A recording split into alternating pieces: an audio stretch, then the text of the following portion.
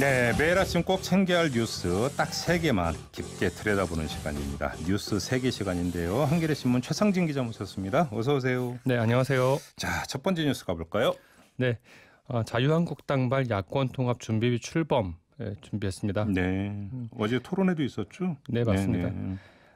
야권 통합 준비기구라고 할 수 있죠. 통합과 혁신 준비위원회 어제 야권 통합을 주제로 하는 두 번째 토론회를 열었고요. 네. 첫 번째 토론회는 20일 날 열렸었고요. 네. 예.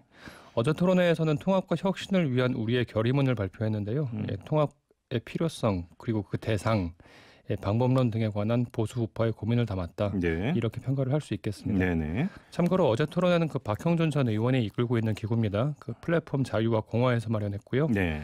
황교안 자유한국당 대표, 나경원 원내대표, 또 오세훈 전 서울시장, 원희룡 제주지사 이런 분들이 두루 참석을 했습니다. 그럼 아무튼 결의문 채택했는데 좀 주목해서 봐야 되는 내용이 있나요? 사실 야권 통합이라든지 이제 보수 통합은 얘기가 많이 나오고 있습니다만 네. 자유한국당한테는 어떻게 보면 그 총선 승리의 필요 조건이라고 할 수 있죠. 그렇죠. 바른미래당 일부라든지 참여를 할지 말지는 모르겠습니다만 우리공화당까지 포함을 하는 통합이요. 다만 이제 어떤 통합을 지향을 할 것이며 그 과정에서 어떤 가치를 담아낼 것인지 이런 부분에 대한 고민도 사실 필요한데요. 네. 왜냐하면은 그런 고민과 그런 가치가 이제 담겨 있지 않은 통합이라고 한다면은 필연적으로 도로새누리당이다. 박근혜 대통령 탄핵 이전으로 돌아갔다. 그런 비판이 나올 수밖에 없으니까요. 그래서 어제 결의문에서도 그 확고한 가치와 대안을 정립하고 공천 시스템 혁신을 통해 인적 쇄신을 이루어야 한다. 이런 내용을 담기는 했습니다. 네. 다만 이제 아직 여전히 그 내용이 구체적이지 않고 조금 추상적인 내용이어서 지금 이제 시작을 하는 단계입니다만 이 보수 통합이 좀 더 힘을 받으려면은 이제 그런 콘텐츠, 그런 내용은 앞으로 좀 더 채워 나가야 될 것 같습니다. 오히려 이제 더 현실적인 문제는 공천 시스템 혁신일 것 같은데 얼마나 이제 그 혁신의 핵심 내용은 공정성 아니겠습니까? 원래 악마는 디테일에 있다고. 그렇죠. 이제 통합의 당위에 대해서는 다들 공감을 만약에 해도 통합이 된다면 네. 제가 볼 때 이게 풀리지 않으면 네네. 상당히 지금 여러 가지 이제 문제가 다시 발생할 수 있다. 네. 저희가 이제 얼마 전에 박형준 전 의원하고도 인터뷰를 했는데 바로 그 지점을 지적을 하더라고요. 네네. 다들 이제 기득권은 내려놓으라고 하는데 네. 누구의 기득권을 내려놓을 것이냐 이 문제는 사실 풀기가 어려우니까요. 알겠습니다. 자, 두 번째 뉴스로 가보죠. 네, 코오롱 티슈진 상장 폐지 후폭풍 되겠습니다. 네네. 네. 지난 26일 한국거래소 기업심사위에서 이 상장 폐지를 결정했는데요. 네. 코오롱 티슈진 주식을 산 개인 투자자의 큰 피해가 지금 예상되고 있는 상황입니다. 네. 코오롱 티슈진 시가총액이 한 5천억 원이 조금 안 되는데요. 이 가운데 1,800억 원 정도가 개인 투자자 지분입니다. 한마디로 이제 주식이 종이 조각이 된다 이거잖아요. 그렇죠. 휴지 조각이 된다. 그럴 가능성도 있죠. 최종적으로 상장 폐지가 이제 확정된다면요. 네. 이번 기업 심사위 결정은 1차 판단이고 이제 앞으로 이 코스닥 시장위원회 심의 등이 남아 있기는 한데 네. 이번 코오롱 티슈진 상장 폐지의 원인은 다들 특히 주식에 관심이 있는 분들은 들어보셨을 텐데요. 인보사 논란에서 비롯됐고요. 네. 이 인보사 논란이 간단한 문제가 아니어서 이번에 이루어진 상장 폐지 결정이 뒤집히기는 어려울 것이라고 볼 수 있겠습니다. 네. 결국 1,800억 투자한 개인들 큰 폭의 가격 손실을 입는 것은 현재로서는 불가피한 상황이라고 할 수 있죠. 인보사 논란이 엄청나게 컸던 거잖아요. 네네. 이게 이제 투자자의 큰 피해로 이어진 원인은 어떻게 봐야 되는 겁니까?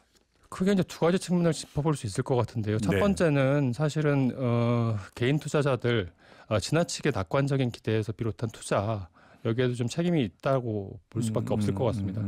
어떤 거였냐면은 그 인보사 논란이 터진 게 지난 3월이었거든요. 네. 세계 최초의 이제 유전자 치료제라고 홍보를 해서 판매까지 하고 있었는데 그러니까 속칭 만약에 신약이 개발이 정말로 성공했던 거 대박, 속칭 대박으로 가는 거니까. 대박을 사실 기대를 하고 있었죠. 네. 많은 투자자들이 기대를 했고 네. 환자들도 또 그랬습니다. 네.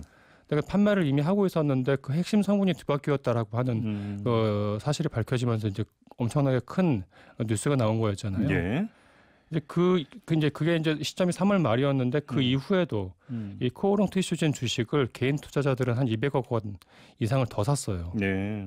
그거는 이제 높은 가격에 코오롱 티슈진 주식을 샀던 사람들이 오히려 언젠가는 그리고 또 어느 정도는 코오롱 티슈진 주식은 회복이 될 테니까 네. 오히려 저가 매수의 기회다.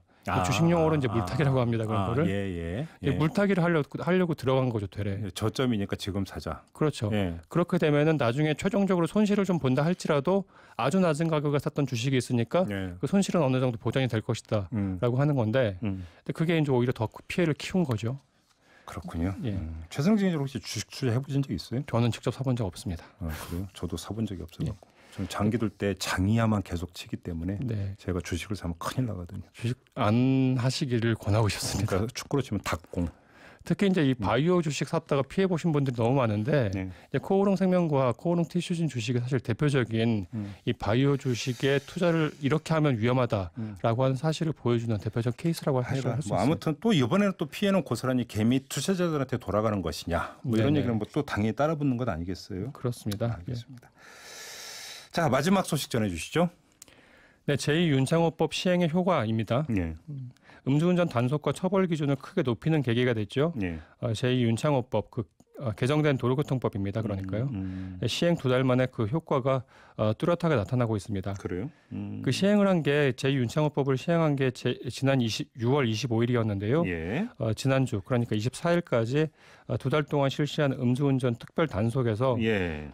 음주운전으로 인한 사망자 수 그리고 교통사고 건수 모두 큰 폭으로 줄었다고 경찰이 발표했습니다. 어느 정도로 줄었는데요?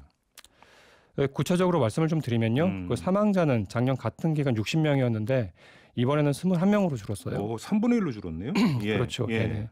또 교통사고는 작년 3,145건이었는데 1,975건으로 줄었고. 이것도 엄청 줄었는데. 네. 그러면 이게 정말로 그 1차고법 때문이라고 볼 수 있는 거냐? 이걸 좀 점검을 해야 되는 거잖아요. 1차적으로는 그 제2윤창호법의 효과 결과였다 이렇게 봐도 크게 무리는 없겠죠. 그래요? 왜냐하면 단속과 처벌 기준이 강화가 됐으니까 당연히 그 음주운전에 대한 경각심이 높아졌을 테고요. 네. 대신 이제 다른 원인들도 함께 좀 짚어는 봐야 될 것 같은데요. 네. 그 주 52시간 근무제가 도입이 됐고 이제 많은 기업들이 그 적용을 본격적으로 시행을 하고 있습니다. 그러니까 빨리빨리 이제 퇴근을 해야 되니까 회식 자체가 감소할 수밖에 없고. 그게 그렇게 연결이 되나요? 네, 술도 좀 더 적게 마시게 된다라고 네. 하는 분석들이 사실 많이 있고요. 네. 그리고 저는 이 부분에 좀 주목을 하고 싶은데 경찰의 음주문화 개선 캠페인 이것도 영향을 좀 미쳤다 이렇게 봐요. 그래요? 어떤 거냐면 예전에는 사실 맥주 한 잔은 괜찮다, 소주 석 잔까지는 뭐 괜찮다 이런 인식들이 있었잖아요. 그러니까 한 잔은 괜찮아 이런 얘기 많이. 맞아요. 그 서로 이제 그렇게 권하기도 하고 그랬는데 네. 윤창호 사건 뭐 안타까운 사건이지만 그 사건 이후 제2윤창호법 제정을 하면서 캠페인을 좀 바꾸기 시작했죠. 예. 딱 한 잔도 안 된다. 운전대를 잡으려면은 아예 술을 입에도 대지 말아야 한다. 네. 라고 하는 캠페인 방향을 바꾼 게 저는 어떤 인식을 운전자들의 인식을 바꾸는데 적지 않게 기여했다고 봅니다. 그러니까 이제 저는 법률 개정에서 이제 주목해서 봤던 것 중에 하나가 조수석에 앉은 동승자 네네. 같은 경우도 적극적으로 그러니까 음주운전을 만류하지 않으면 네네. 처벌을 받게 하는. 네네. 저는 이 부분도 상당히 효과를 많이 보지 않았을까 싶은 생각이 좀 많이 들어요. 왜 그러냐면 음주운전하는데 그냥 옆에서 이거 놔두면 안 되는 거거든요, 사실은. 그렇죠. 적극적으로 뜯어 말려야 되는데 그냥 뭐 구경만 하는 게 아니라 그 법으로 강제를 하니까. 네. 이렇게 가면서 이제 우리의 문화가 하나둘 이제 바뀌어가는 게 아닌가 싶은 생각이 좀 듭니다. 이건 음주운전에 대한 캠페인을 이런 식으로 이제 강화하고 바뀌는 거는 좀 바람직하다고 봅니다. 그럼요. 바람직한 현상이라고 봐요. 좀 더 줄었으면 좋겠습니다. 네네. 자, 뉴스 세계 이렇게 마무리하죠. 한겨레 신문의 최상진 기자와 함께했습니다. 고맙습니다. 네, 고맙습니다.